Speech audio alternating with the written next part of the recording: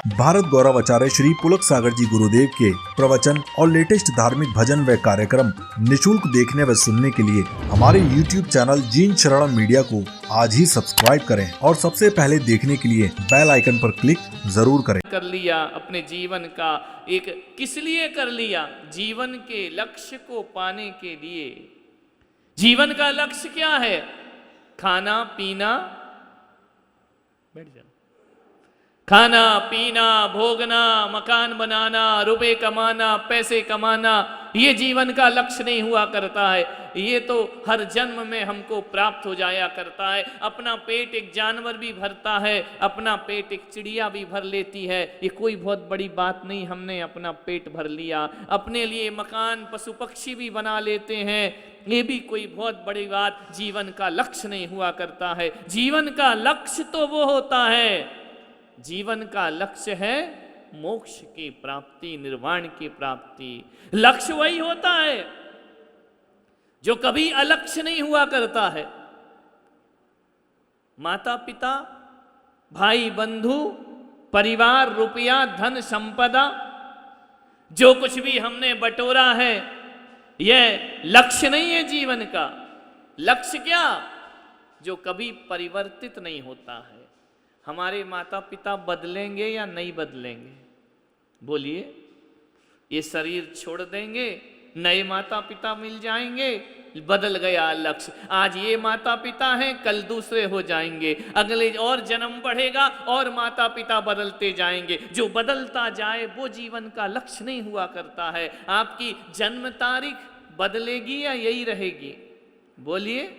मृत्यु होगी, ये शरीर छोड़ोगे, अगला जन्म होगा, फिर जन्म तारीख बदल जाएगी, जन्म स्थान वह भी बदल जाएगा, जो आज आजीविका है वह भी बदल जाएगी।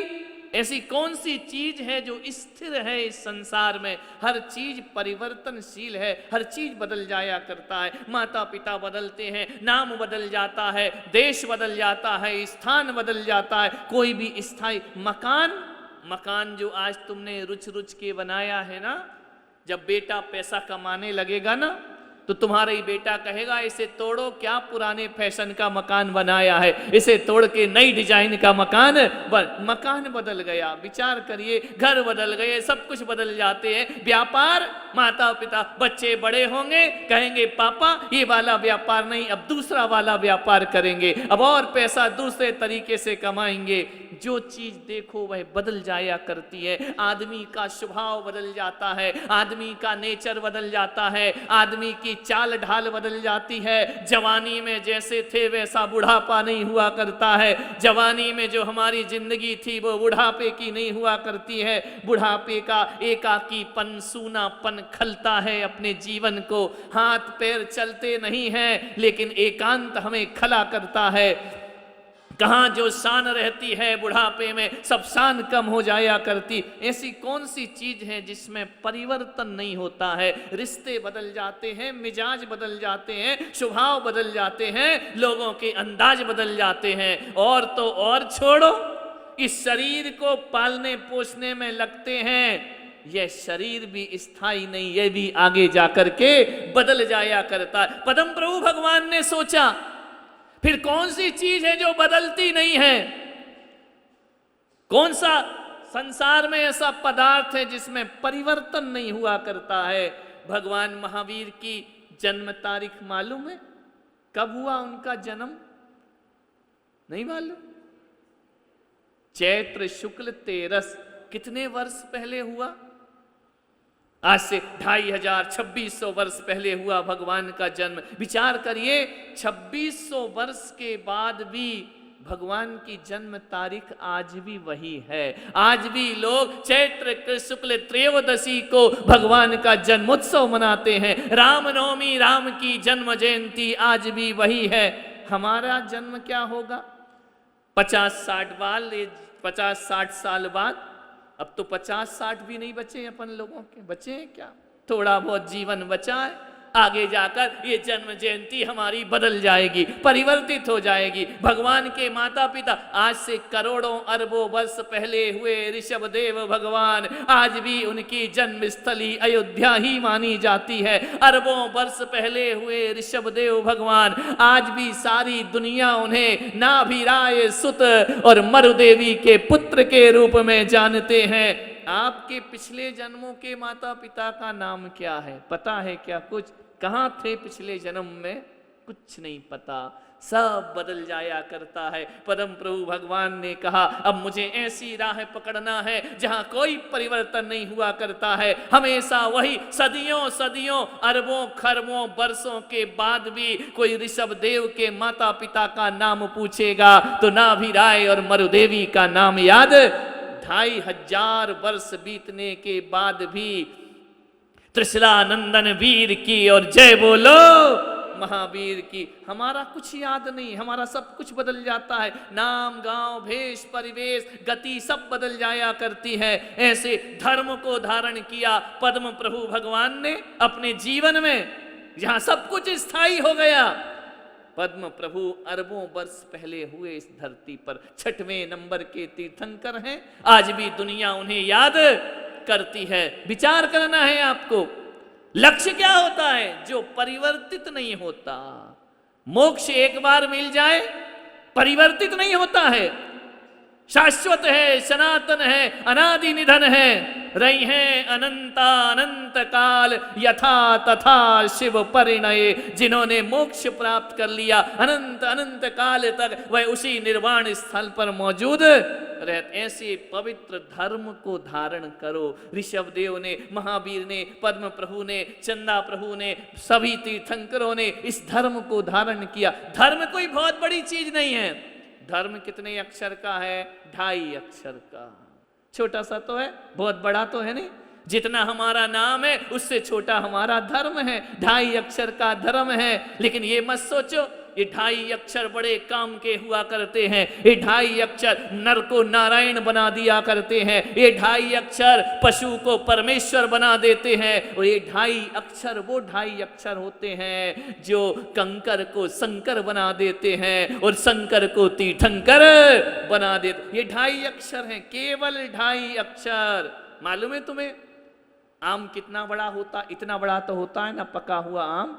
उस आम को देखना, आम में कुछ चीज खाने जैसी होती है, कुछ चीज फेंकने जैसी हुआ करती है। छिलके आम के फेंक दिए जाते हैं, आम की गुठली चूस करके फेंक दी जाती है। आम, केला देखा, केले के छिलके फेंकने जैसे होते हैं और केला खाने जैसा होता है। अनार देखा, अनार में छिलके और अंदर जो जाली है वह फेंकने जैसी हुआ करती है और अनार के दाने खाने जैसे हुआ करते हैं। विचार करिए आप, कोई भी फल उठा करके देख लिए। नारियल को देखो, उसकी जटाएं फेंकने जैसी हैं, उसके ऊपर का कठोर भाग फेंकने जैसा है, लेकिन भीतर का मुलायम भाग खाने जैसा हुआ करता है। विचार करिए आप, ये बड़े बड़े फलों को उठा करके देख लीजिए। तरबूज तो बहुत बड़ा फल होता है, उसमें छिलके फेंकने जैसे होते हैं, बीज फेंकने जैसे होते हैं, दल खाया जाता है। लेकिन कभी आपने गौर किया अंगूर को देखना, अंगूर में फेंकने जैसा क्या होता है? अंगूर में फेंकने जैसा कुछ नहीं होता है। उसके छिलके भी खा लिए जाते हैं, उसके बीज भी खा लिए जाते हैं, उसका रस भी पान कर लिया जाता। अंगूर कितना बड़ा होता है? तरबूज के आगे छोटा सा होता है ना। वो 2.5 अक्षर का धर्म है। एक बात ध्यान रखना, संसार में कुछ चीजें भोगने जैसी हैं, कुछ चीजें फेंकने जैसी हुआ करती हैं, लेकिन धर्म में कोई भी चीज फेंकने जैसी नहीं होती है। जो होती है वह सब ग्रहण करने जैसी हुआ करती है, स्वीकारने जैसी होती है। धर्म का 2.5 अक्षर जीवन के उत्थान में कारण बन जाया करता है। ये 2.5 अक्षर का धर्म यदि हमारे जीवन में आ गया तो समझना कि हमने बहुत इच्छाएं भटकाती हैं, आकांक्षाएं भटकाती हैं, तृष्णाएं भटकाती हैं। संसार से मिलता क्या है? भगवान क्यों नग्न दिगंबर हो गए, क्यों दिग्भास हो गए, क्यों उन्होंने दिशाओं को अपना वस्त्र बना लिया? वो सत्य को समझ गए। हम लोग सत्य को नहीं समझते, हम मन की कहीं पर चलते हैं। मन की कहीं पर चलने वाला फिर पीछे पछताएगा है। जो अपने मन के अनुसार चलेगा वो जिंदगी में कभी भी सत्य को, मन तो क्या है, भटकाते जाता है। मन को आज ये पसंद है, कल वो पसंद है, कल पूजा पसंद थी, मन कितना बदल जाता है। कल हमारा विधान था तो अलग भाव थे, आज दूसरे का विधान है, अलग भाव है। विचार कर, मन है ये, पल पल बदलता है, क्षण क्षण बदलता है। एक एक क्षण में मन की स्थितियां परिवर्तित हो जाया करती हैं। मन तो इतना चंचल होता है, थोड़ी देर में वही चीज अच्छी लगती है, थोड़ी देर बाद वही चीज बुरी लगने लगती है। मन के ये खेल हुआ करते। मन की कहीं पर मत चलो, ये मन बहुत भटकाता है। मन इतना चालाक है, भूख लगती है शरीर को, शरीर कहता है भोजन दे दो, मन कहता है भोजन दे दो। बोले हां, रोटियां आई, रोटी परोस दी गई, मन कहता है यार ये रूखी रोटी कब तक खाएंगे? मन कहेगा इसमें थोड़ा सा घी लगा दिया जाए ना तो खाने का मजा और बढ़ जाएगा। अब रोटी नहीं खा रहा है मन, घी लगवा रहा, घी लगा दिया, मन कहेगा यार ये घी घी खा के क्या होगा, थोड़ा सा यदि पराठे बना देती तो और खाने का मजा आ जाता। अब विचार करिए, ये पराठे कौन मांग रहा है? भूख मांग रही है या मन मांग रहा है? मन शर्त पे शर्त लगाता है। पराठे आ गए तो मन कहता पराठे कितनी बार खा लिए, पूरी मिल जाती तो और मजा आ जाता। पूरी मिल गई, अब कहते यार थोड़ा वो दिल्ली में मिलती है ना मसाले वाली पूरी, इसमें थोड़ा सा मसाला और अंदर भर दिया जाता, कचौरी बन जाती तो और मजा। कचौरी आ गई, मन को अभी तृप्ति नहीं है। मन कहता यार इसमें इमली की खटाई तो है ही नहीं, क्या करें, ये तो खाने में मजा ही नहीं आए। इमली की खटाई डाल दी, फिर मन कहता यार खटाई तो डल गई, थोड़ा सा यदि इंदौर का सेव और डाल दिया जाता तो खाने का मजा कुछ और। कितनी शर्त लगाएगा मन, शर्त पे शर्त लगाता है। मन मांगते जाता है, मन मांगते जाता है, मन कभी तृप्त नहीं हुआ करता। तृप्ति कौन देता है? तृप्ति धर्म दिया करता है। यहां आकर आप तृप्त हो, जैसा भोजन मिला ग्रहण कर लिया प्रसाद समझ करके, जैसा आवास मिला स्वीकार कर लिया धर्मशाला समझ करके, जो कुछ मिला उसे स्वीकार कर लेता है। धर्म स्वीकार करना सिखाता है। अभी विधान होता है, मैं लोगों से पूछता हूं भोजन हो गया? हो गया महाराज। कैसा रहा, क्या बना? बहुत अच्छा, बहुत अच्छा, कोई दिक्कत नहीं। अरे यही भोजन पत्नी बनाए घर में तो रोज झगड़े होते हैं, रोज तारे मारे होते हैं। मंदिर में आकर बहुत अच्छा, जो भी है बड़ा आनंद आया, बड़ी भक्ति जगी, बहुत अच्छा विधान में लगा। ये तृप्ति कौन देता है? ये धर्म तृप्ति दिया करता है। धर्म में तृप्तियां हुआ करती हैं। मन में तो आकांक्षाएं ही आकांक्षाएं हुआ करती हैं। कब तक भागोगे इनके पीछे? आकांक्षाएं ध्यान रखना कभी पूरी नहीं होती। मुझे मालूम है, एक साधु घूम रहा था, जंगल से घूमते घूमते एक शहर में आ गया। शहर में भिक्षा मांगते मांगते एक जंगल की झोपड़ी में वापस चला गया। मालूम है उस साधु के पास क्या था? उस साधु के पास एक शंख था, बहुत अच्छा शंख था। और जिसके पास झोपड़ी में गया उसके पास भी एक शंख था। दोनों ने, साधु ने भोजन किया। भोजन करने के बाद दोनों बैठे कि चलो वार्तालाप करते हैं, हमारा तुम्हारा ज्ञान आदान प्रदान करते हैं, कुछ तुम अपने अनुभव सुनाओ, कुछ हम अपने अनुभव सुनाए। बहुत दिनों के बाद संत समागम हुआ है। क्या हुआ? साधु ने कहा देख मेरे पास एक शंख है। जो झोपड़ी में रहता था उसने कहा मेरे पास एक शंख है। तो बोले वो शंख क्या करता है? बोले यार उस शंख से जो भी मांगो तुरंत देता है। बोले तुरंत देता है? बोले हाँ। बोले दिखा तो तेरा शंख कैसा है। उसने कहा शंख को ला करके दिखाया, ये मेरा शंख है, मांग तुझे क्या मांगना है? बोले मेरे लिए अच्छे सोने के लिए बिस्तर बना करके दे दे, मुझे रात गुजारना। इतना कहा, शंख ने बिस्तर लगा के दे दिए कि विश्राम करिए। अरे उसने कहा बाबा जी ये शंख तो बड़ा चमत्कारिक शंख है। तो उस बाबा ने कहा बोल तेरे पास क्या उपलब्धि हुई, इतने वर्षों से तपस्या कर रहा है। बोले मेरे पास भी एक शंख है। बोले शंख है? बोले हाँ। तो बोले क्या करेगा इस शंख का, ये शंख क्या चमत्कार करता है? बोले आपका शंख तो कुछ भी नहीं है इसके आगे। बोले कुछ भी नहीं, तेरा शंख क्या करता है? बोले मेरे शंख से एक मांगो तो दो देता है। अरे बोले दो देता है, तेरा शंख तो बड़ा चमत्कार वाला, दिखा तो जरा। जैसे ही उसने कहा बाबा जी को दिखाया, अपना झोली से शंख निकाला और कहा कि बाबा जी मांगो। अब जैसे ही बाबा जी ने कहा 1 लाख रुपए दे दो, शंख बोला 1 लाख क्यों मांगते हो, 2 लाख मांगो ना। अरे उसने कहा बड़ा करामात हो गई, डबल देता है, 1 मांगो 2 देता है। उसने कहा ऐसा करो शंख महाराज मुझे 2 लाख रुपए दे दो। शंख ने कहा 2 क्यों मांगता है, 4 मांग ले। अरे इसने कहा ये तो डबल ही डबल होते जा रहा है। बाबा जी का तो सन्यास गायब हो गया, अब तो सम्राट बन जाऊंगा सारी दुनिया का। मन में आ गई बात। उसने कहा कि बाबा जी ऐसा करो, तुम तो देखो फकीर हो, एक काम करो ये अपना शंख मुझे दे दो और मेरा शंख तुम ले लो।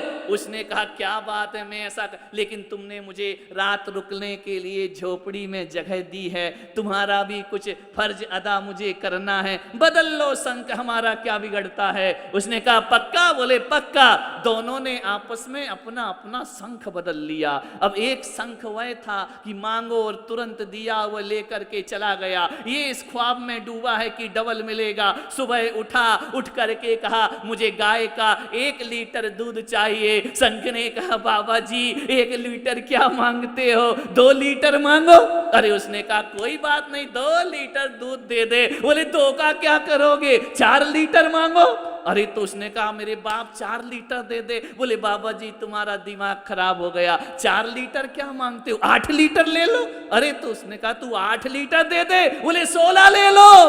कहते सुबह से शाम हो गई, शंख डिमांड बढ़ाते गया, बाबा जी बढ़ते गए।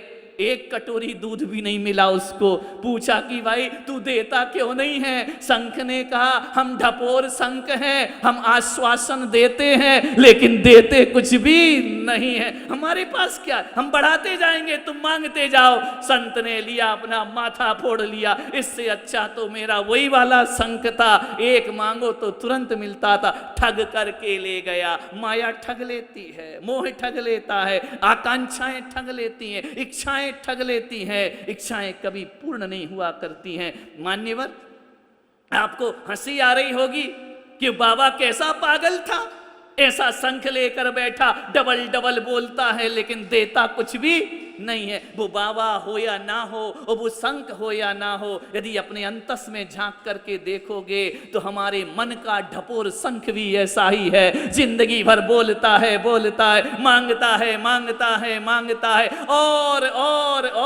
करते रहता है लेकिन तृप्त नहीं हुआ करता है। ध्यान रखिए जीवन में आनंद तो तृप्ति से होती है। कभी सोचना, एक सोचता है मुझे जीवन में क्या मिला है, एक सोचता है भगवान तूने इतना सारा तो दे दिया, अब और किसी की जरूरत क्या है, सब कुछ तो मिल गया, पूरा जीवन तो जी लिया है, अब 10, 15, 5, 6 साल का जीवन बचा है, वह तेरी भक्ति में बीत जाए। हमारे दुनिया की झंझटें कभी खत्म नहीं हुआ करती हैं, ये तो बढ़ती ही चली जाती हैं, बढ़ती ही चली जाती हैं। कभी अपनी झंझटें होती हैं, कभी